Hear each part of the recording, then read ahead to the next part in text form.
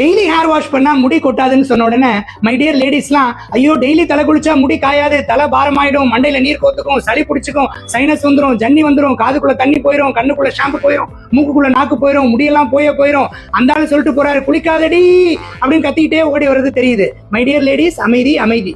Daily தலை குளிக்கிறதுனால தண்ணி தலைக்குள்ள இறங்காது. நம்ம தலையின வடிகட்டியா மேல ஊத்துற தண்ணி எல்லாம் சொயின்னு உள்ள இறங்குறதுக்கு.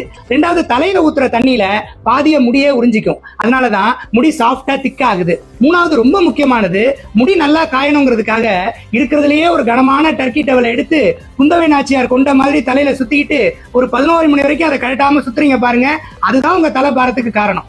So my dear ladies, daily தலை குளிச்சுட்டு ஒரு தின் காட்டன் டவலால நல்லா ஒத்தி எடுத்துட்டு ஃபேனுக்கு அடியில் ஒரு 5 நிமிஷம் பொறுமையா நின்னீங்கன்னா போதும், பாதி ஈரம் காஞ்சிரும், மீதி ஈரத்தை முடி உறிஞ்சிக்கும். ஏன்னா அதுக்கும் ஈரம் தேவை. ஸோ ப்ளீஸ் முடிக்கும் ஈவிரக்கத்தோட கொஞ்சம் ஈரத்தை காட்டுங்க.